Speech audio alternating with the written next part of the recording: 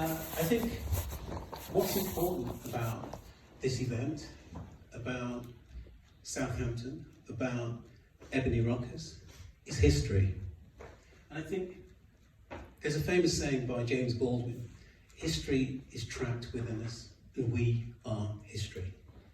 Now, what's fantastic about that statement is it talks about the past, but it brings it into the present through people, through their activities. And it says it's trapped within us. To jump back to 4 decades ago with Ebony Rockers, as a person that was immersed in reggae, I'm a lot younger than Don.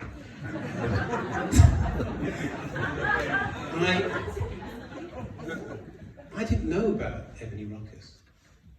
And for someone who, in later years, moved into academia and is researching the subject of reggae, I didn't discover Ebony Rockers until coming to Southampton and working with solos, which means it's a hidden history.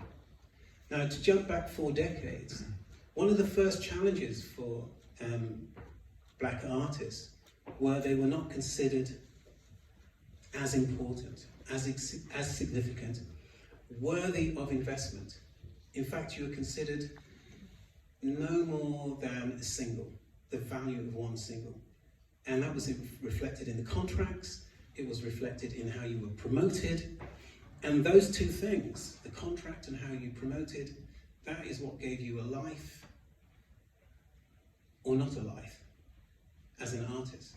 Which means that most black bands, most reggae artists, you won't have heard of unless you were there at the time. It also means because you didn't get the coverage in the press, the media, that history is not there in the way that it might be for other pop acts. To jump back to the mural's important because history is trapped within us. And that mural causes questions. For those who know, they know who those images are of, what those musicians did, the significance of what the band did 4 decades ago, right here in Southampton. And I was talking earlier and discovered the band is more than the band because it perhaps over time has had more members than any reggae band I know of. I think we're up to 30 ex-members. That's a large act on any stage. But that is legacy. And in 2018, the reggae was recognised as cultural heritage for the first time. Intangible cultural heritage. Now, what's important about the mural is it moves the intangible, which is a memory, into the tangible because it's now an artwork on a wall. That is significant.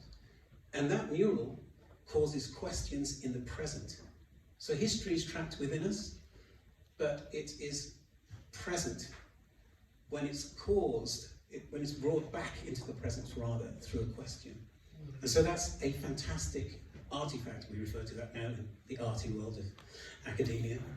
But it's also about the city. And it creates a legacy, a new legacy, a new history, or the reviving of a new history right here in Southampton, which is absolutely fantastic. Post Black Lives Matter, George Floyd, the Black Coalition, which is a collection of musicians that stood up to the major labels in America and said, we want parity in pay, promotion and opportunities. Here in the UK, lots of individuals got together to say, where is our history as black musicians? We are not other. Black British music is not other. It's part of popular music in the UK. It is British history. Ebony Rockers is British history. It's not alternative, it's just part of British popular music and culture. That is significant. That should be applauded. Don should be applauded, because without Don,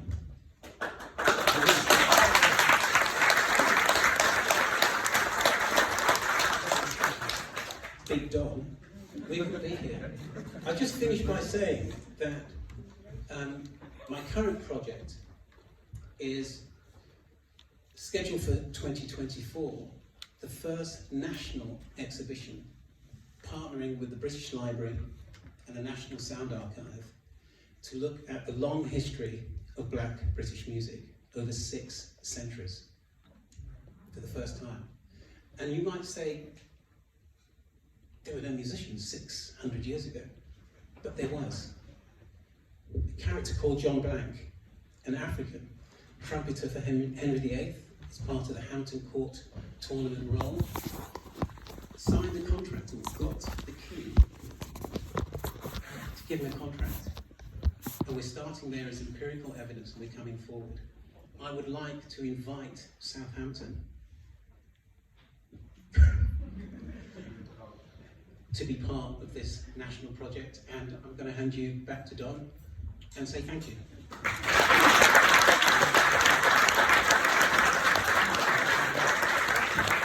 Thank you, Michael. Fantastic. One of our role models from the early days, so it's really good to see Michael down there. Now, Serious Culture 2025. We should know by the end of May, and I'd like to introduce you to the person who's taken us to the last 4, which is a fantastic achievement. The last 4. We could win it, you know.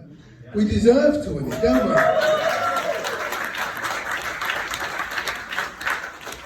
So I'd like to introduce you to Claire Whittaker, the bid director, to say a few words.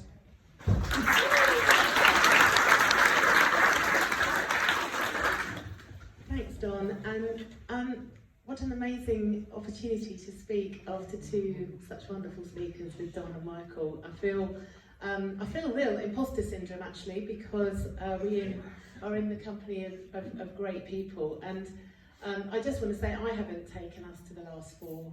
We have taken ourselves to the last 4, because the support from the city and from the region for our bid has been phenomenal, and we know it's been noticed by the judges. And I'm just really pleased that as we've got the judges visiting the city on Friday and then the Arts Minister the following Monday, we are going to show them the Ebony Rockers mural as an example of the sort of thing that we could do if we win UK City of Culture. Why do I love it so much? Well, I was director of live music producers for 25 years. We worked in jazz, reggae, soul. So artistically, it couldn't be better. I just think it's fantastic. But why is it also important? Well, it is because it has been a hidden story, and uncovering our hidden stories and reclaiming that history is a big part of our bid. We're going to have things in people's homes, we're going to have things in pubs, we're going to have things in corner shops, but we are also going to take those hidden stories and make them centre stage in our programme. So Ebony Rockers epitomises that. But it also epitomises the collaboration in the city, because apart from all the wonderful artists involved and the musicians that are celebrated, we've got Don, we've got Go Southampton, we've got Solent University, and I think Peter is here somewhere. We've got the UK City of Culture team who've all been working together to celebrate this fantastic piece of work. And that really, great stories, wonderful artists, collaboration and making things happen that wouldn't have otherwise happened is really at the heart of our bid. So we're giving it absolutely everything we've got. I can promise you the team are working day and night, and it's not just, as I say, it's not just me, it's many of the people in the room. It's also Carolyn Abel, who's Head of Culture and Tourism at the Council, who has been by my side on this journey, and actually set the scene and got so much sorted out before I joined that I wouldn't have been able to have done what I've done without her. So I'd just like to take a moment and say thank you, Carolyn, because you are doing it absolutely. So I think it's time that the South got some love. I think that we have worked hard enough. We now just have to show the judges what we're about. So if you can, in the last few weeks, support us on social media. just tell everybody, because they are looking at every bit of social media that we do, tell everybody that you support our bid. And my last, apart from saying thank you to everyone that's made this happen, make it so, make it South, make it Southampton. Thank you so much, Claire. We shall know at the end of the month. Well, the next speaker is somebody I've known for over 20 years or so. Somebody that you probably have seen in your front room most evenings, if you're on ITV, that is. Somebody who heads up the Cultural Diversity Initiative with ITV, Sangeeta Barbara.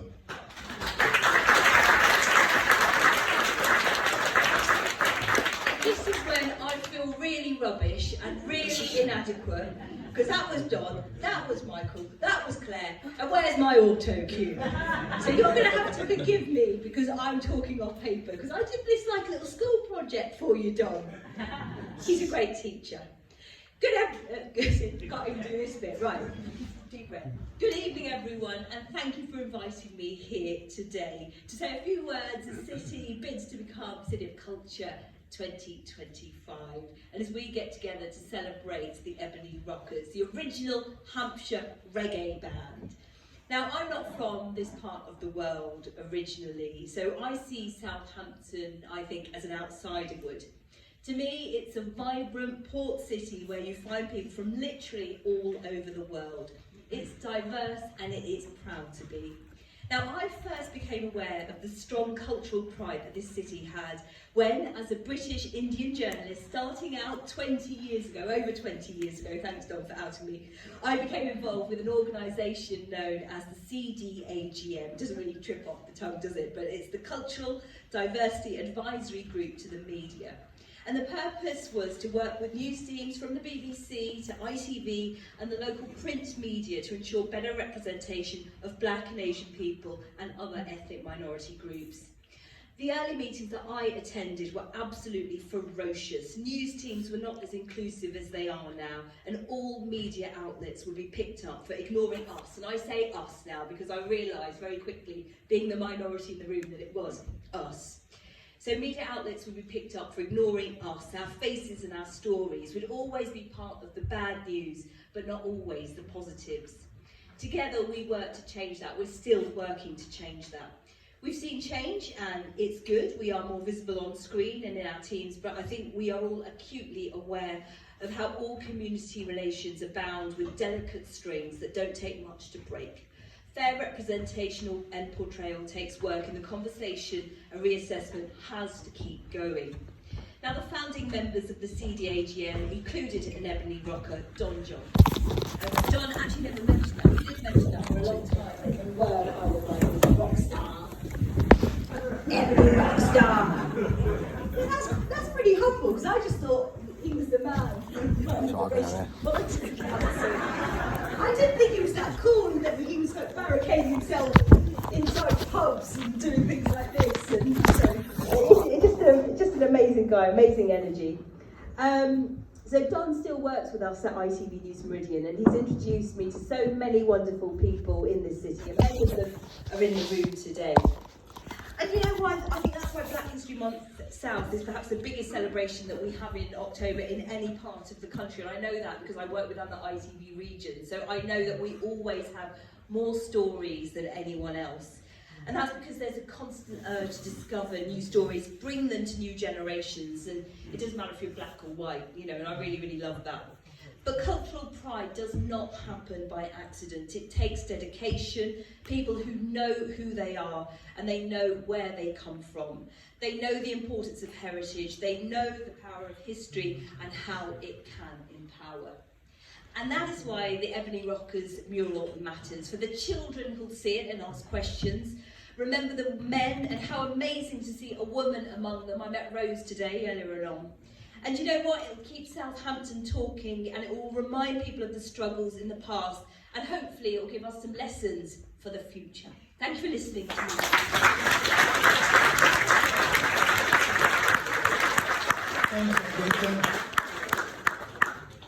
Okay. Now, The film was made by Montage Media Village, and I'd like to introduce you to a guy called Mark Venice, a film producer and executive, been around a long time, and made a couple of very important films, Funny Cow and Rebel Dread, featuring Don Letts. He's part of the act, hopefully he'll take us forward into a more glorious future. So Mark Venice. I'm afraid I can't busk it either very well, so I've got a bunch of notes here. So, hi, my name's Mark Venice, and I'm a director of Montage Media Village. I've been in the film industry for a long time, and as Don said, I produced the Maxine Peake and Paddy Constantine film Funny Cow, and the recently released Don Letts documentary Rebel Dread. I've been involved with Montage for about a year now as co-producer on our feature-length documentary On Resistance Street, which is a timely film that examines the role that music plays in the fight against fascism and racism. The film's been shot in Britain, Ireland and America and features many famous musicians, artists and commentators. It'll be released later this year, and alongside, we hope, festival screenings and a short theatrical release, there'll be a special screening event here in Southampton. As a company, we believe that Southampton holds great filmmaking potential, and as such, we're looking to build a wide range of creative partnerships with filmmakers, the arts community, educational arenas and the public sector. My fellow directors are local businessman Taj Khan, who sat here in the audience, and Rob Clother, who also sat here, our resident technical whiz, who's tons of experience with cameras, edit suites and a great eye for a good shot. We also have a number of loyal freelancers, including the very talented photographer and editor Simon Woodward, who's also here. This is our first screening event, and we're thrilled you can be with us, and I welcome you all. Montage Media Village will be operating in a number of spaces. We offer a high-class professional corporate video service which will allow companies, organisations and groups to promote themselves with powerful visual tools designed for the contemporary market.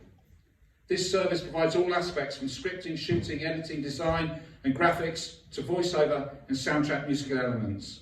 Our team of many years of combined professional experience and believe in close communication and collaboration with clients throughout every stage of video production. In addition, we're looking to engage with the public sector and regional and national funding avenues in terms of producing both short and full-length feature documentary films reflecting the vibrant culture of the city of Southampton. As such, we were delighted to be commissioned to make tonight's film by Go Southampton, one which reflects the strength of the city's cultural diversity and the importance of music within the Southampton community. Don, John and Richard Chorley, who many of you know, are our consultants, and they're working to develop projects in tandem with the public sector and arts and community agencies. Our office and studio lies at the very heart of the city, in the Arena building at 3 Field Lane, a minute's walk into the parks and city centre. The facilities we offer include full creative and post-production services, offline and online state-of-the-art edit suites, audio mixing, ADR and sound booth, and full delivery of finished technical materials. We're always happy to meet new clients and collaborators for meetings in the building. As concerns the educational tiers, we're looking to establish creative partnerships with filmmaking graduate course leaders with a view to providing professional level work experience for students aspiring to a career in filmmaking.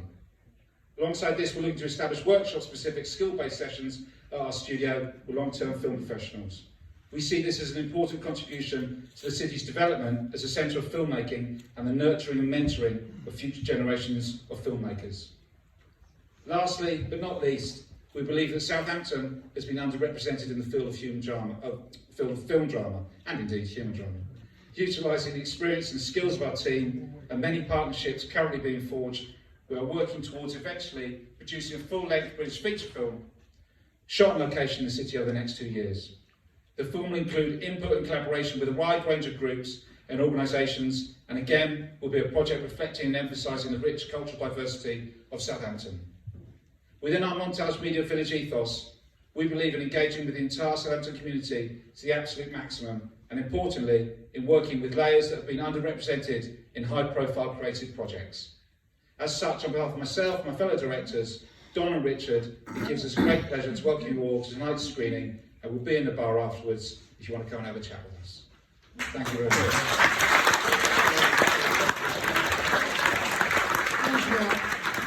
Well, that's an invitation for the talent we have in the city.